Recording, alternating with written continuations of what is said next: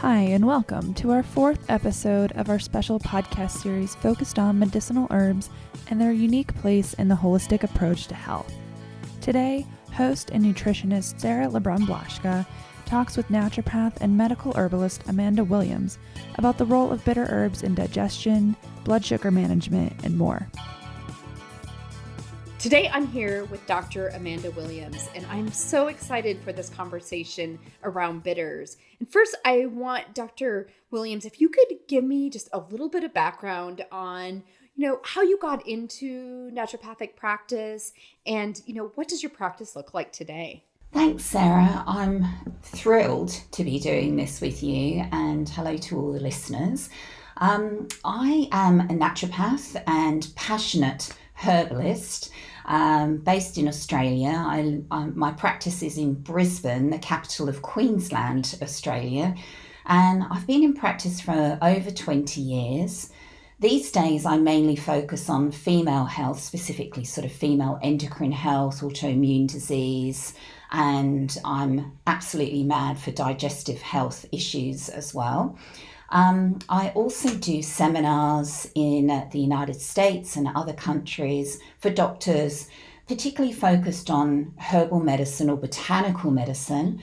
And as a consequence, I've worked really closely with the fabulous Professor Kerry Bone, or as I like to call him, the herbal guru, for in excess of 20 years actually, and try to obviously pick Kerry's brain as much as possible to learn what I can from him, because he's simply a genius. But what really propelled me into this field of a career was in my previous career, I was a corporate senior executive living and working all over the world. And whilst living in Japan, I absolutely got burnt out and became incredibly unwell with what I obviously discovered afterwards was it was chronic fatigue, plus lots of other digestive issues and immune health issues. So I sought the help of traditional Japanese herbal medicine known as Kampo, plus acupuncture and Ayurvedic medicine. And I was just shocked how quickly I recovered to optimal health again. So I completely changed my career. So I went from this senior corporate executive, living the sort of crazy, busy, non-stop life, and moved to Australia. I'm originally from the United Kingdom, and started studying naturopathy and Western herbal medicine. And that then has sustained me for, over 27 years now, which is quite shocking, to be in this just incredible movement of health, which we've seen over the last 10 years in particular, has really taken place on the main platform of the health options that we have in our society. So I think, your background is so interesting and how you got there. And one of the topics that we wanted to discuss today is bitters. And, I think probably throughout your experience, you had sought the use of bitters probably for some of your digestive health concerns. But can you give us a little history on bitter and bitter botanicals and, how did they come about as part of this herbal medicine practice? Yeah, sure. I am absolutely mad for bitter botanicals. So my patients all know that I'm crazy for them as well. So I want to start this bitter botanical revolution, I have to say, because they are so incredibly profound in their action. So what are they? Well, bitter botanicals, they might be known as bitters or bitter tonics, and they've been used for hundreds and hundreds of years as mostly a support for digestion. The custom in Europe, where I'm originally from, of having an aperitif or a bitter drink as a digestive aid to prime your digestion is really common in many countries still today. And you might have heard of Swedish bitters, for example, Well, this was an early modern compounded medicine made at apothecaries, the predecessor of our today's pharmacies. And the Swedish bitters were made in various different pharmacies with different recipes, but they would be at least about 60 different herbs. And one of the main bitters that we still use today is Gentian. That was in the Swedish bitters, and even myrrh, the amazing herb for all sorts of parasites and infections, and even saffron was in this recipe. And they used to leave it, after making it, they used to leave it to ferment or age for about 6 months before being sold, because they thought it would potentize the bitters in it. And in Holland, even today, the older generation still have what's called the bitter hour in the early evening, when they enjoy bitter foods and bitter drinks to aid their declining digestion. And this custom was also in India and Africa. All of these traditions, long-held herbal traditions around the world, have used bitters. And it's very interesting to consider that even some of the beverages that we have today, many of the alcoholic beverages began their roots in being a bitter tonic or an aperitif. For example, Campari was originally known as bitter Campari, and it was developed by an Italian cafe proprietor called Gaspar Campari, and he used to give it to diners in his restaurant as the aperitif before their meal. And in England, you can walk into a beautiful old pub and order a pint of bitter, which is real beer made from hops, which are another bitter tonic.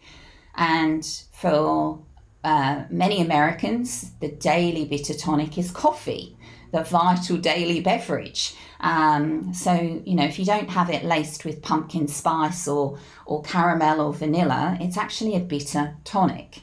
And other than that, today in our society, we've really sort of bred out the bitterness of foods and drinks. So it's gone through sort of a process where in our societies, because we crave more in sweet and salty for the modern palate, we've debitterized lots of the foods in the manufacturing process or the agriculture process.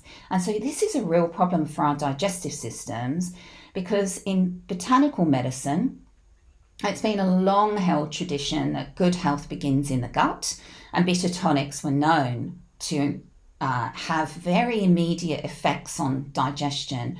Even Pavlov was said to have acknowledged this connection between bitter tonics and aiding digestion.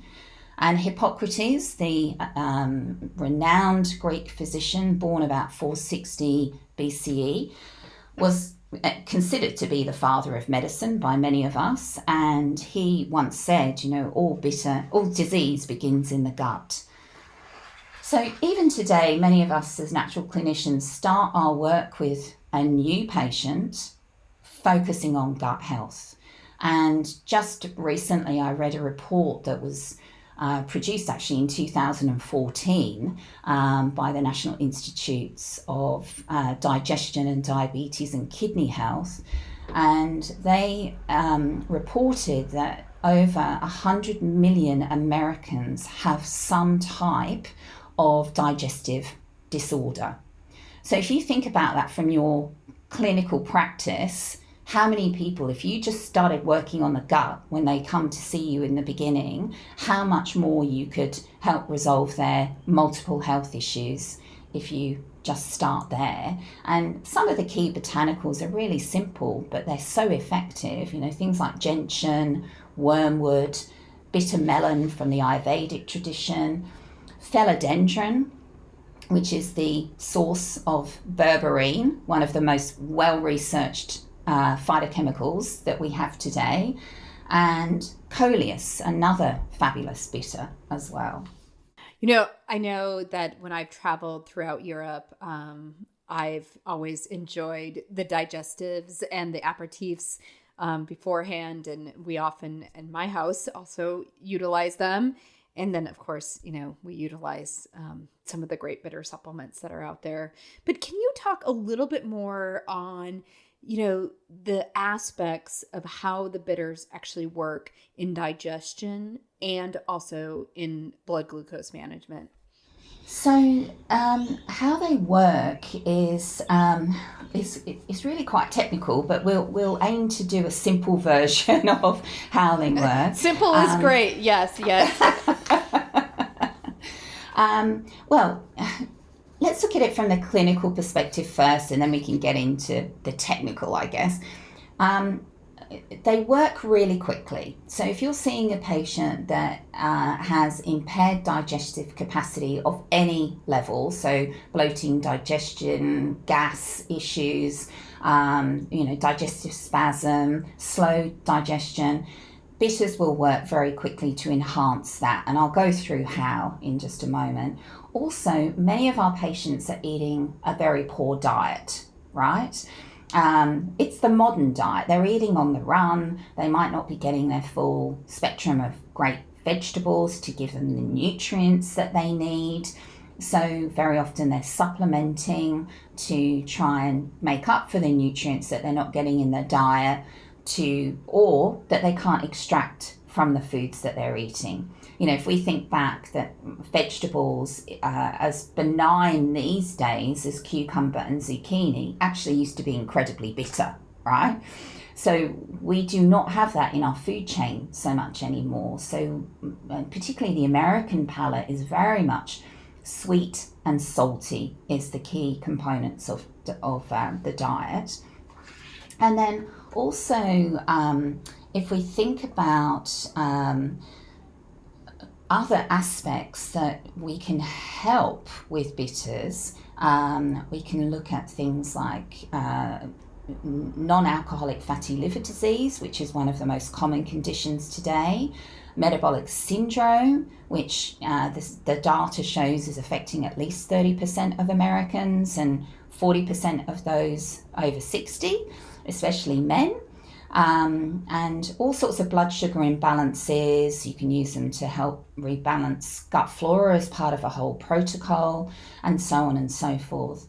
And how they work to support this is that they're capable, the bitters are substances that are capable of strongly stimulating bitter receptors in the taste buds, and they're primarily on the back of the tongue.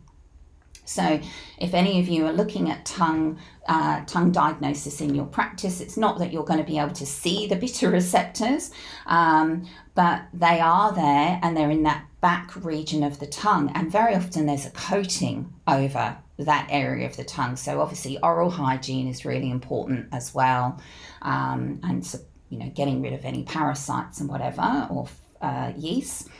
But these taste buds at the back of the tongue, they're highly specialized G protein coupled receptors, and each taste bud contains about 20 to 30 different sensory cells, and the microvilli of these taste buds extend like little fingers coming out to the opening of the taste buds, and they literally taste the food as you're eating it in the mouth. They then send a signal to the brain, and then via the vagus nerve, they trigger a reflex response to increase gastric acid secretion, digestive enzymes like gastrin and pepsin, and other aspects of digestion. So it's almost like they're priming it, ready to go. So for example, if you're living obviously somewhere like Wisconsin, and in winter, I remember when I was living there, I had a car that I could remote start, which I'd never heard of in my life before until I moved there. And obviously in the middle of winter, it was fabulous because you could start your car, and then by the time you got in it, it was lovely and warm and ready to go. But if we think of bitters like that in terms of when you're tasting them in the mouth, they're getting your digestive process ready. So then when the food drops in, it's ready to be processed and optimized in terms of nutrient extraction. But there's also more, because in research over the last 10 or so years has shown that these bitter receptors are all the way through the gastrointestinal tract. And if we think about the GIT being enormously long, they estimate that there's about 4,000 square feet of gastrointestinal tract length, which is crazy when you think there's only about 20 square feet of skin. Bitter receptors are all the way through that GIT, located in something called the enteroendocrine cells. And the enteroendocrine system is the largest endocrine system in the body, which is really mind-blowing when you think about it, because we don't often think about this being a big system, and it's one of the largest endocrine glands we have, So we know that there are about 30 different peptides being released from these enteroendocrine cells. So if we think about that the bitter receptors are all the way down through the GIT then becomes a tasting organ, right? It's tasting the bitter molecules. But what's the purpose of that? Well, it's amazing, because once these enteroendocrine cells with the bitter receptors taste the bitter substances, whether it be from bitter botanicals or some really bitter arugula or bitter kale, they trigger various responses, and they mediate the release of various different gut peptides. One in particular is CCK, which is cholecystokinin, and this triggers the release of pancreatic enzymes, bile. It regulates stomach function, actually slows down gastric emptying. And the benefit of that is that as you're eating, you're feeling fuller for longer. And so after you've eaten, you're not going to feel like you want more again. You're not going to be going to the refrigerator and thinking, what can I have to eat now? So you have this feeling of satiety, and also it improves stomach acid production, so your hydrochloric acid.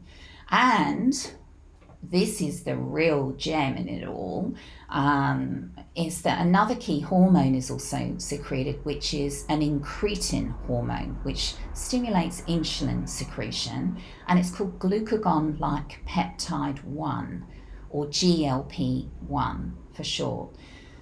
Now, GLP-1 helps to slow gastric emptying as well, so increases satiety, but importantly really stimulates the release of insulin. And we know all of this because it was based on drug research, so we can thank the biomedical research. A class of diabetes drugs called gliptins are based on this enhancing action of GLP-1. So that's how we know the research relating to bitters and GLP-1. And finally, another peptide YY is secreted, which also improves satiety. So if we think about this in summary, the bitters don't need to be tasted in the mouth to have their action. So you can swallow bitter tablets if you wish, rather than holding it in the mouth to taste it, because it will still have the effect throughout the GIT to improve digestion, and importantly improve blood sugar handling by increasing the release of insulin, and also improving satiety. I think you said two things that were really interesting to me. The idea that we have, especially in the United States, more so maybe than other places, remove the bitters from our food, right?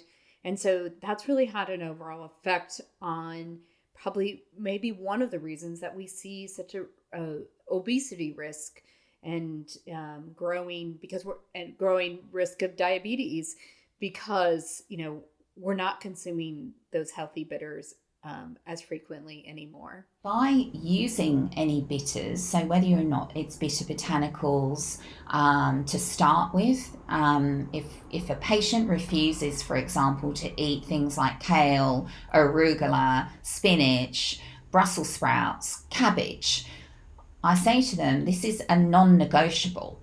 You have to eat those foods to get the nutrients that you need for life. And we know all of the benefits in terms of those vegetables in particular, the dark leafy greens. They give you folate, they give you lots of, great properties to promote overall health.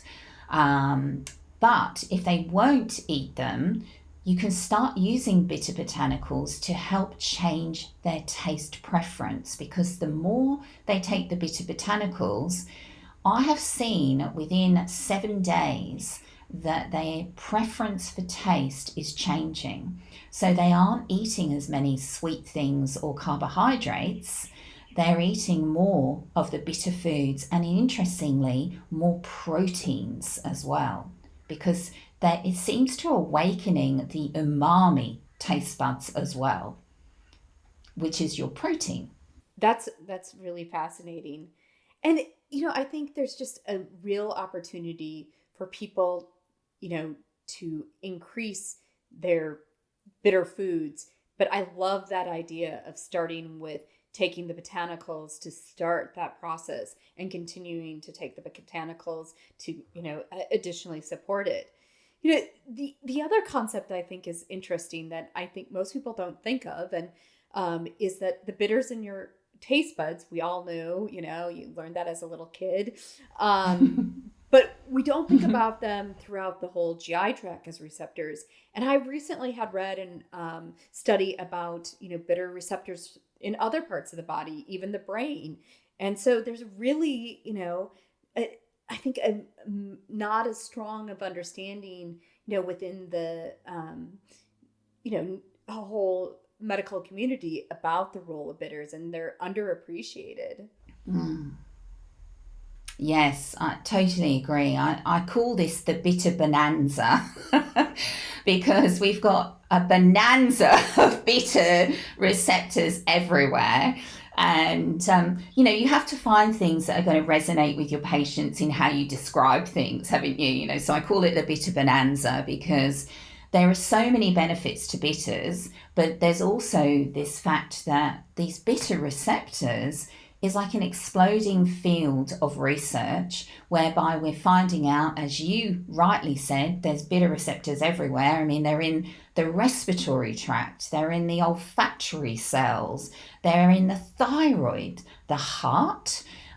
Interestingly, with the heart, it's been shown that the heart actually has many bitter receptors, and they contribute to vasodilation, relaxation, elasticity, and they're in vascular smooth muscle and other smooth muscle as well, where they show an antispasmodic effect. So they're actually looking at bitters from a drug research perspective for pregnancy as well.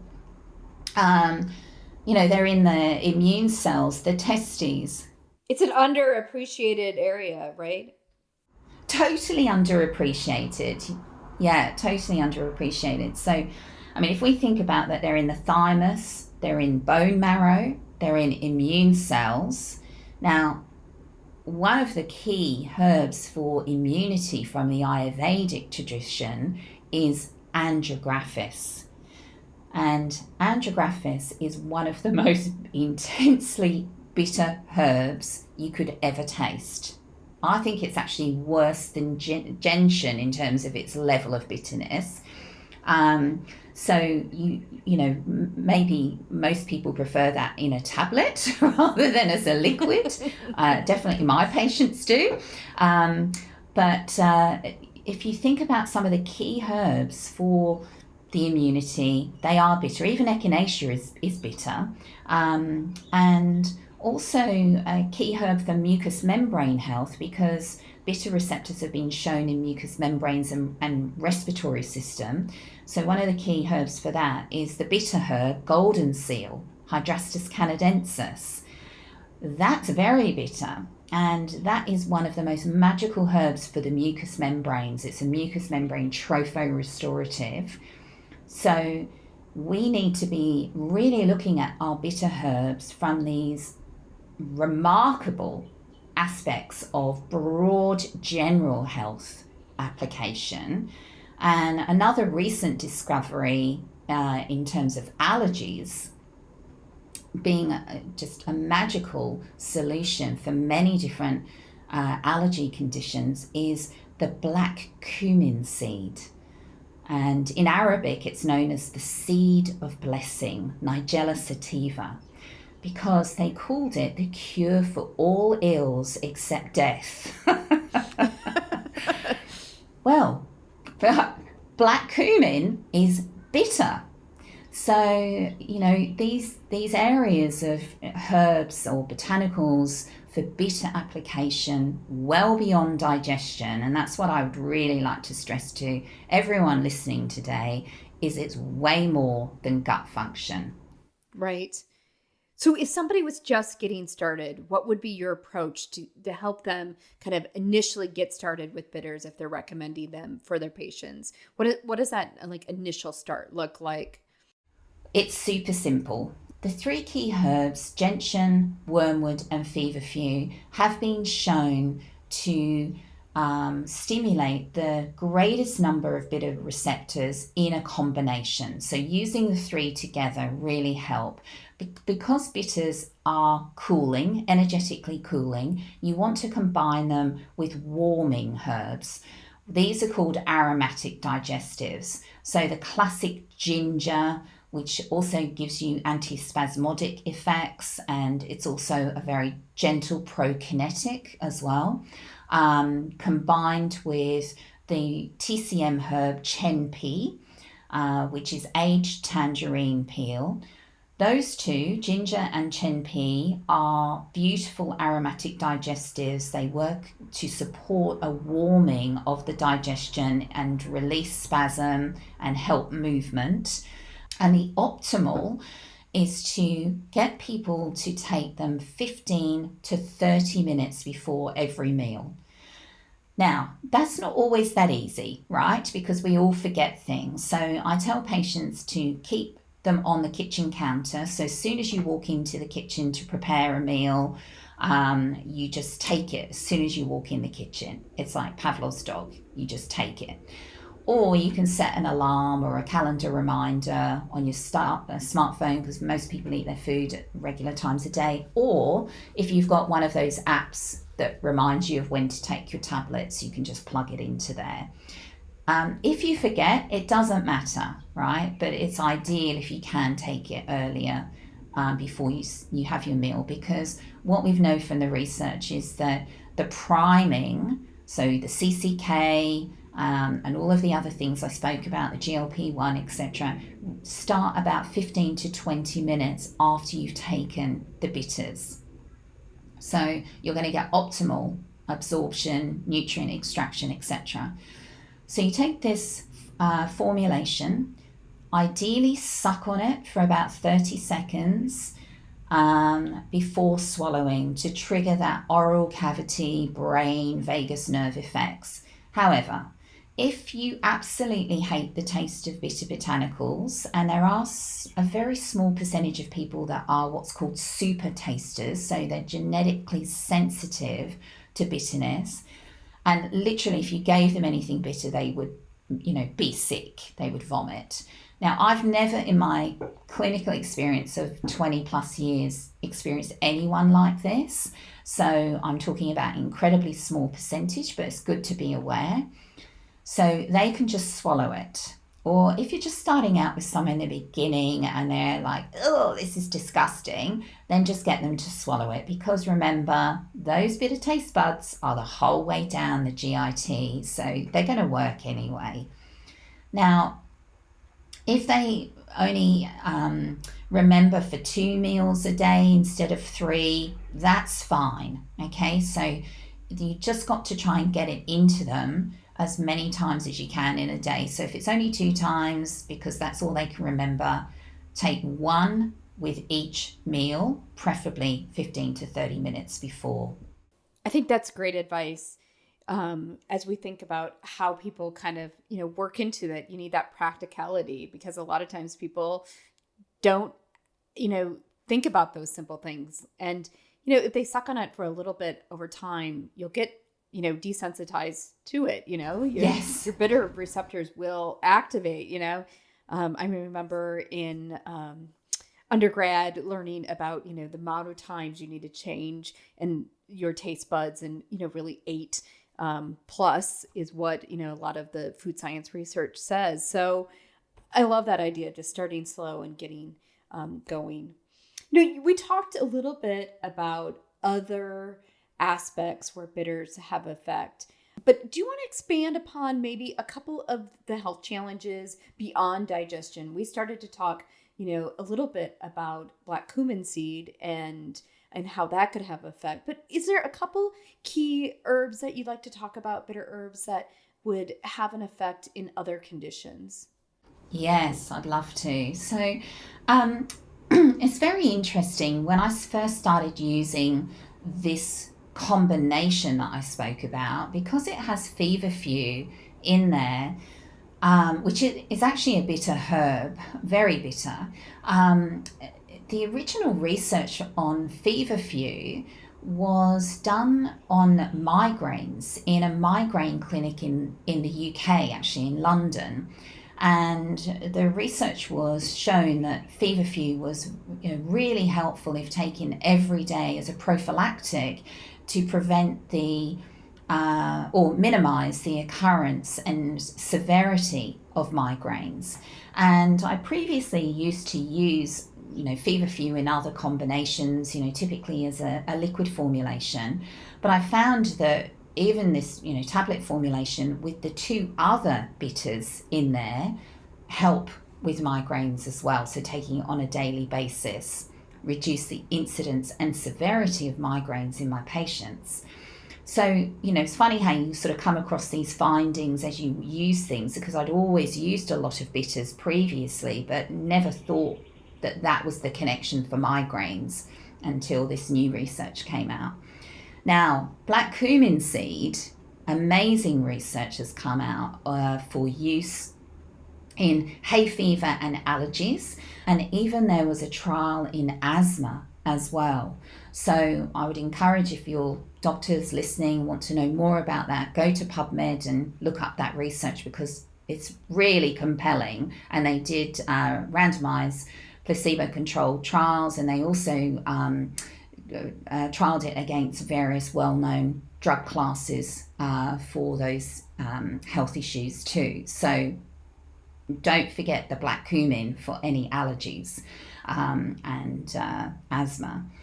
Now, for blood sugar handling, you can use this combination, but if it's more serious, you can look at things like berberine to help with healthy lipids. So if you've got patients with dyslipidemia and also insulin resistance. And then another combination I like with bitter melon and cinnamon and fenugreek works very well for insulin resistance and metabolic syndrome. And the majority of that formulation is bitter. It has the black cumin seed in once again. So you're thinking about insulin resistance, you're thinking about dyslipidemia, metabolic syndrome, big issue in the United States and Australia. We're not immune from these problems as well. And also as part of a supportive protocol in type 2 diabetes. Very, very beneficial. I've even got a patient with type 1 diabetes who I've used bitter herbs with in terms of the combination I just spoke about. For metabolic syndrome, I used that with her, and she has one of those automated insulin pumps, and found that her insulin reduction was halved by using this. She couldn't believe it. It was the best outcome we'd ever had. The other thing is that if patients are going away on holiday, right, Of course, you're going to overeat when you go on holiday, and you're going to want to eat things that you don't normally eat. So I have a lot of patients that love to go to Europe and want to eat, the beautiful croissants in France and go to the amazing patisseries and eat all the beautiful breads. And by using some bitter herbs, some bitter botanicals, they can eat whatever they like and not have any digestive issues like bloating, spasm, gas, etc., and just eat to their heart's content, which is a good thing when you go on holiday. And also, we all love to eat too much and try different things as well. Of course. And some of our bitter botanicals are actually great anti-parasitic herbs. So one of the herbs we've talked about already is wormwood, and we have that tradition of using the wormwood, specifically the Artemisia absinthium, for parasites and worms. So, using it maybe in a combination with black walnut hulls, for example, but they're very, very good at just cleaning up the gut. I think of it like a gut overhaul as soon as you start using bitters, and you can combine them as part of a stealth pathogen protocol as well. Oh, one more thing I just forgot, and very important as well, is our elderly patients. Now, our digestion declines over the years, and by the time people get into their sort of late 60s, 70s and beyond, they typically lose a lot of their appetite and their ability to eat a broad range of foods. They find that foods really irritate their gut or cause them lots of issues. And in England, we actually call it the Tea and Toast Brigade, because they love to drink lots of pots of tea. And all they can eat is toast, because they find that anything else that they eat just causes them a lot of tummy issues. Now, I have found bitter botanicals to be amazing with the Tea and Toast Brigade, and so I'd encourage people to, rather than just over supplementing with things like digestive enzymes and hydrochloric acid, that you can actually still revive an aging digestive system by utilizing bitter botanicals and bitter foods. But it really is a bitter bonanza because we've touched very much on the surface of what bitters can do today, and I literally could do an 8-hour seminar on bitter botanicals and all of their clinical applications. So what I'd like to encourage all clinicians is to use bitters. Even if you're not using botanicals at the moment for whatever reason in your office, start with bitters.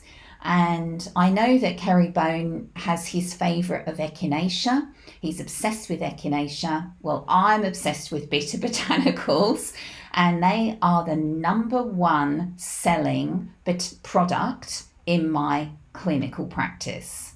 That's how popular they are, because they work so quickly and your patients will see and feel the difference.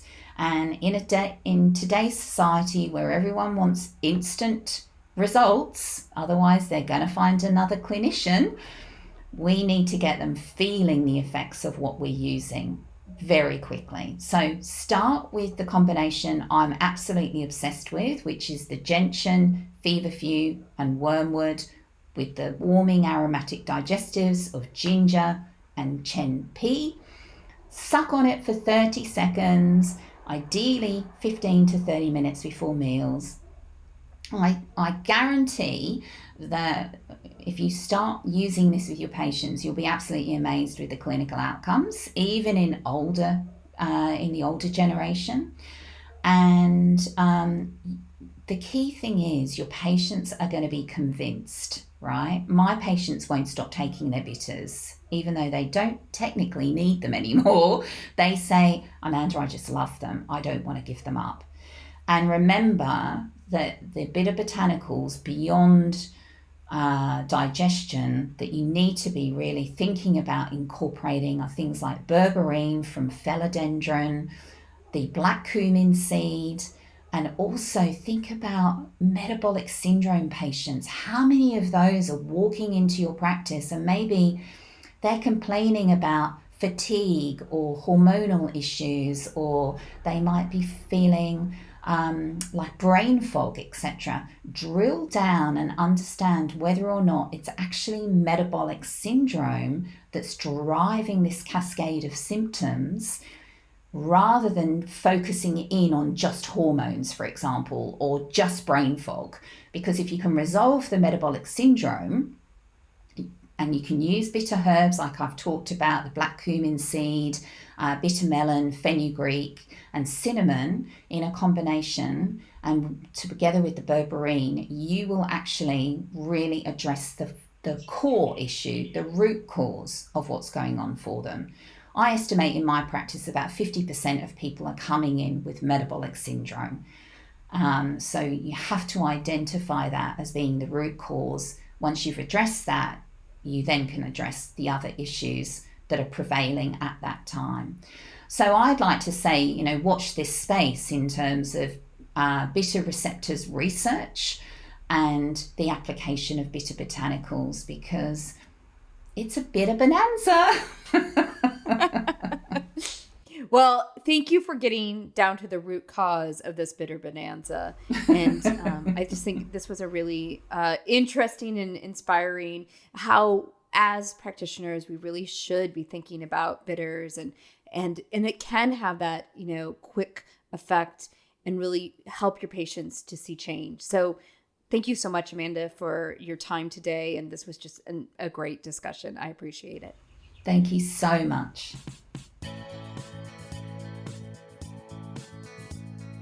For more on bitter herbs and other medicinal herbs, visit WholisticMatters.com. That's holistic with a W. We'll have a variety of time-stamped references and notes from today on the podcast page for this episode. And if you missed last month's episode, don't forget to check it out to hear an in-depth conversation on herbs, sleep, and stress management. We'll be back in September, again on the first Friday of the month, with more on herbal medicine. This podcast was brought to you by the Holistic Matters podcast series from WholisticMatters.com, powered by Standard Process. The music featured on this episode comes from a song called New Day by Lee Rosevere, licensed under a Creative Commons Attribution license.